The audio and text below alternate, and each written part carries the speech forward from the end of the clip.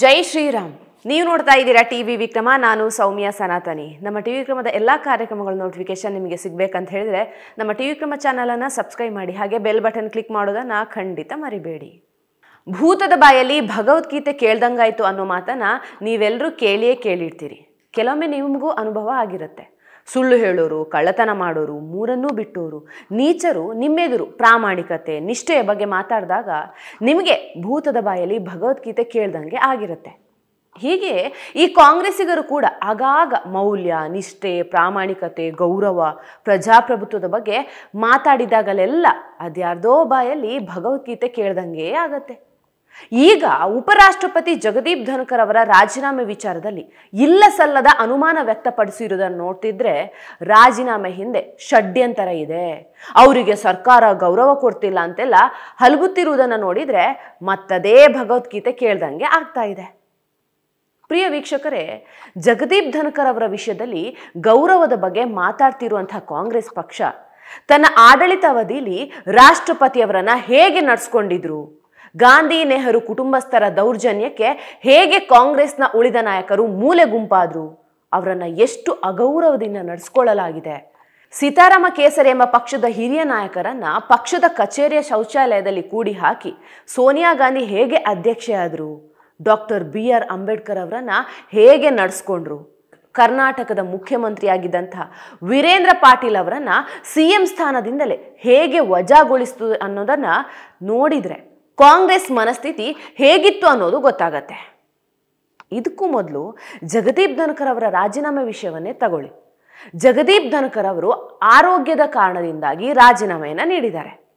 74 ವರ್ಷದ ಧನ್ಕರ್ ಅವರು ಹೃದಯದ ಸಮಸ್ಯೆಯಿಂದ ಬಳಲ್ತಾ ಇದ್ದಾರೆ. ಅವರಿಗೆ ಚಿಕಿತ್ಸೆ ನೀಡಲಾಗ್ತಾ ಇದೆ. ರಾಜೀನಾಮೆಗೂ 2 ದಿನ ಮೊದಲು ಅವರು ಪಾಲ್ಗೊಂಡಿದ್ದಂತಹ ಕಾರ್ಯಕ್ರಮದಲ್ಲಿ ಅವರು ಕುಸಿದು ಬಿದ್ದಿದ್ರು. ಅಲ್ಲದೆ ಅವರಿಗೆ ವೈದ್ಯರು ವಿಶ್ರಾಂತಿ ತೆಗೆದುಕೊಳ್ಳೋದಿಕ್ಕೆ ಹೇಳಿದ್ದಾರೆ. ಇನ್ನು ಸಂಸತ್ ಕಲಾಪದಲ್ಲಿ ಪ್ರತಿಪಕ್ಷಗಳ ಗದ್ದಲ, ಗಲಾಟೆ ನಡೆಯೋದ್ರಿಂದ ಅವರಿಗೆ ಕಾರ್ಯಭಾರದ ಒತ್ತಡ ತಡ್ಕೊಳ್ಳೋದಕ್ಕೆ ಆಗೋದಿಲ್ಲ. ಹಾಗಾಗಿ ಅವರು ರಾಜೀನಾಮೆ ನೀಡಿದ್ದಾರೆಯೇ ಹೊರತು ಯಾರೂ ಒತ್ತಡ ಹೇರಿಲ್ಲ. ಅವರನ್ನ ಕೇಂದ್ರ ಸರ್ಕಾರ ಆಗಲಿ BJP ಆಗಲಿ ಕೆಟ್ಟದಾಗಿ ನಡೆಸ್ಕೊಂಡಿಲ್ಲ. ಹೀಗಿದ್ರೂ ಕೂಡ ಕಾಂಗ್ರೆಸ್ ಮಾತ್ರ ಒಣ ರಾಜಕೀಯ ಮಾಡಿಕೊಂಡಿದೆ. ಜಗದೀಪ್ ಧನ್ಕರ್ ರಾಜೀನಾಮೆಯಲ್ಲೂ ಹುಡುಕ್ತಾ ಇದೆ. ಆದರೆ ಕಾಂಗ್ರೆಸ್ನ ಇತಿಹಾಸ ಮಾತ್ರ ಎಷ್ಟು ಕರಾಳವಾಗಿದೆ ಅನ್ನೋದನ್ನು ತಿಳ್ಕೊಂಡ್ರೆ ಧನ್ಕರ್ ಅವರ ವಿಚಾರದಲ್ಲಿ ಎಂಥ ರಾಜಕೀಯ ಮಾಡ್ತಿದೆ ಅನ್ನೋದು ಗೊತ್ತಾಗತ್ತೆ.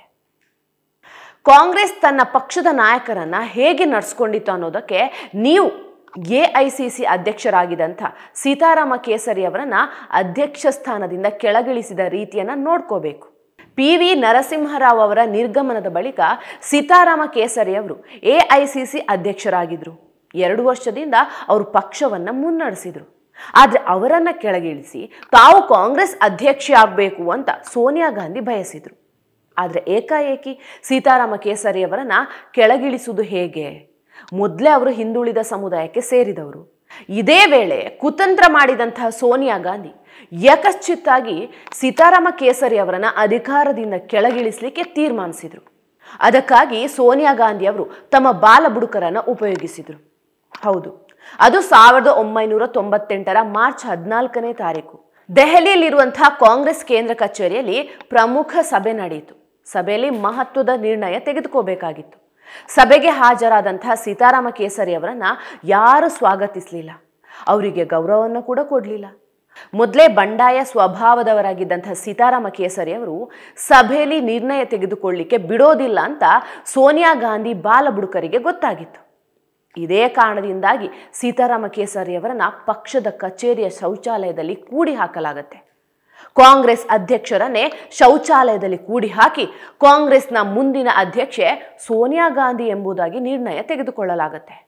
ಆ ಮೂಲಕ ಪಕ್ಷಕ್ಕಾಗಿ ದುಡಿದಂತಹ ಸೀತಾರಾಮ ಕೇಸರಿ ಅವರನ್ನ ಅಧ್ಯಕ್ಷ ಸ್ಥಾನದಿಂದ ಅಮಾನುಷವಾಗಿ ಕಿತ್ತು ಹಾಕಲಾಗತ್ತೆ. ಆದರೆ 1996ರಲ್ಲಿ ನರಸಿಂಹರಾವ್ ಅವರು ಅಧ್ಯಕ್ಷ ಸ್ಥಾನದಿಂದ ಕೆಳಗಿಳಿದ ನಂತರ ಸೀತಾರಾಮ್ ಕೇಸರಿ ಪಕ್ಷದ ನೂತನ ಅಧ್ಯಕ್ಷರಾಗಿದ್ರು. ಬಿಹಾರದಿಂದ 5 ಬಾರಿ ಸಂಸದರಾಗಿ ಆಯ್ಕೆಯಾಗಿದ್ದಂತಹ ಸೀತಾರಾಮ ಕೇಸರಿ ಅವರು ಇಂದಿರಾ ಗಾಂಧಿ, ರಾಜೀವ್ ಗಾಂಧಿ, ನರಸಿಂಹರಾವ್ ಅವಧಿಯಲ್ಲಿ ಕೇಂದ್ರ ಸಚಿವರಾಗಿ ಕಾರ್ಯನಿರ್ವಹಿಸಿದ್ರು. ವಯಸ್ಸಿನಲ್ಲೂ ಅವರು ಹಿರಿಯರಾಗಿದ್ರು.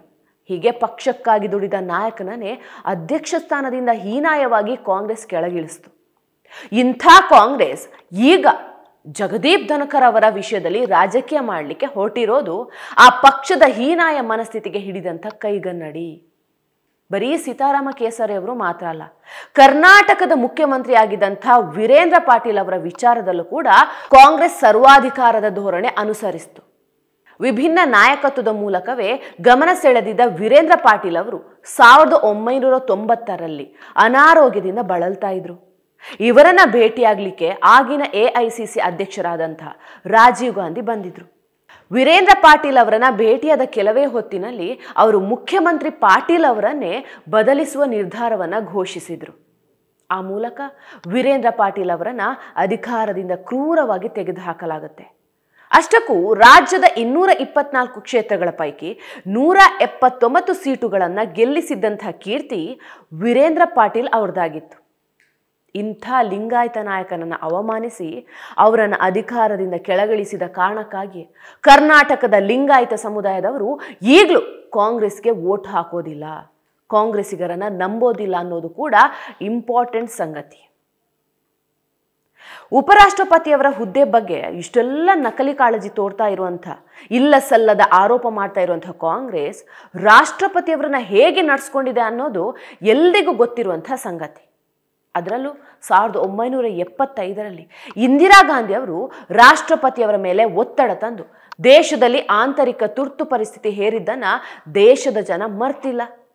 ದೇಶದ ಮೇಲೆ ತುರ್ತು ಪರಿಸ್ಥಿತಿ ಹೇರಬೇಕು ಅಂದಾಗ ಫಕ್ರುದ್ದೀನ್ ಅಲಿ ಅವರು ಶೌಚಾಲಯದಲ್ಲೇ ಕೂತು ಸಹಿ ಹಾಕ್ತಿರುವಂಥ ವ್ಯಂಗ್ಯದ ಕಾರ್ಟೂನ್ ಈಗಲೂ ಚರ್ಚೆ ಆಗುತ್ತೆ ಅಂದರೆ ಇಂದಿರಾ ಗಾಂಧಿ ಅವರು ರಾಷ್ಟ್ರಪತಿ ಹುದ್ದೆಗೆ ಎಂಥ ಗೌರವ ಕೊಟ್ಟಿದ್ರು, ಅವರನ್ನು ಹೇಗೆ ನಡೆಸ್ಕೊಂಡಿದ್ರು ಅನ್ನೋದನ್ನು ಕಲ್ಪಿಸ್ಕೋಬಹುದು. ಸೋನಿಯಾ ಗಾಂಧಿ ಅವರು ದೇಶವನ್ನು ಹೇಗೆ 10 ವರ್ಷ ಹಿಂಬಾಗಿಲಿನಿಂದ ಆಡಳಿತ ನಡೆಸಿದ್ರು, ಮನಮೋಹನ್ ಸಿಂಗ್ ಅವರನ್ನ ಹೇಗೆ ನಡೆಸ್ಕೊಂಡ್ರು, ವಿದೇಶಿ ಗಣ್ಯರು ಭಾರತಕ್ಕೆ ಆಗಮಿಸಿದ ಕೂಡಲೇ ಮೊದಲು ಸೋನಿಯಾ ಗಾಂಧಿ ಅವರನ್ನ ಯಾಕೆ ಭೇಟಿ ಆಗ್ತಿದ್ರು ಅನ್ನೋದು ಎಲ್ರಿಗೂ ಗೊತ್ತಿದೆ. ಪ್ರಜಾಪ್ರಭುತ್ವ ಅಂತ ನಿತ್ಯವೂ ಕನವರಿಸುವಂತಹ ಇದೇ ರಾಹುಲ್ ಗಾಂಧಿ ಸಂಸತ್ತಿನಲ್ಲಿ ಮಂಡಿಸಿದ ವಿಧೇಯಕದ ಪ್ರತಿಯನ್ನ ಹರಿದು ಹಾಕಿದ್ರು. ಆ ಮೂಲಕ ಪ್ರಜಾಪ್ರಭುತ್ವಕ್ಕೆ ಅವಮಾನ ಎಸಗಿದ್ರು. 2 ವರ್ಷ ದೇಶದ ಪ್ರಜಾಪ್ರಭುತ್ವವನ್ನ ಕಗ್ಗೊಲೆ ಮಾಡಿದಂಥ ಅಜ್ಜಿ ಇಂದಿರಾ ಗಾಂಧಿಯಂತೆ ನಾನೂ ಸರ್ವಾಧಿಕಾರಿ ಅನ್ನೋದನ್ನ ರಾಹುಲ್ ಗಾಂಧಿ ಸಾಬೀತುಪಡಿಸಿದ್ರು.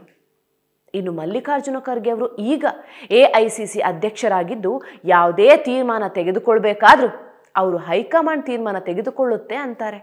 ಅಲ್ಲಿಗೆ ಅವರು ಕೂಡ ಸೋನಿಯಾ ಗಾಂಧಿ ಕೈಗೊಂಬೆ ಅಂತಾಯ್ತಲ್ವಾ. ಇನ್ನು ಯಾವ ವಿಷಯದಲ್ಲಿ ತಾನೇ ಕಾಂಗ್ರೆಸ್ ರಾಜಕೀಯ ಮಾಡಿಲ್ಲ ಹೇಳಿ? ಮೋದಿ ಸರ್ಕಾರ ದಲಿತ ಸಮುದಾಯದ ರಾಮನಾಥ್ ಕೋವಿಂದ್ ಅವರನ್ನ ರಾಷ್ಟ್ರಪತಿ ಹುದ್ದೆಗೆ ನಾಮನಿರ್ದೇಶನ ಮಾಡಿದಾಗಲೂ ಕಾಂಗ್ರೆಸ್ ನಾಯಕರು ಇದೊಂದು ಓಲೈಕೆ ರಾಜಕಾರಣ ಅಂದ್ರು. ಇನ್ನು ಬುಡಕಟ್ಟು ಸಮುದಾಯದ ದ್ರೌಪದಿ ಮುರ್ಮು ಅವರನ್ನ ರಾಷ್ಟ್ರಪತಿಯನ್ನಾಗಿ ಮಾಡಿದಾಗಲೂ ಕೂಡ ಕಾಂಗ್ರೆಸ್ ನಾಯಕರು ಕೊಂಕು ನುಡಿದ್ರು.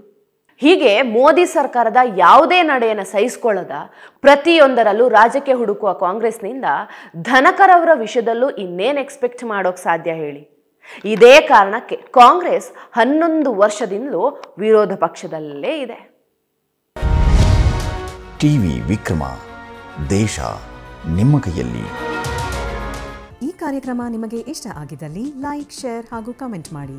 ಟಿವಿ ವಿಕ್ರಮದ ಕಾರ್ಯಕ್ರಮಗಳನ್ನು ನಿರಂತರವಾಗಿ ವೀಕ್ಷಿಸಲು ಸಬ್ಸ್ಕ್ರೈಬ್ ಮಾಡಿ, ಬೆಲ್ ಐಕನ್ ಒತ್ತಿ.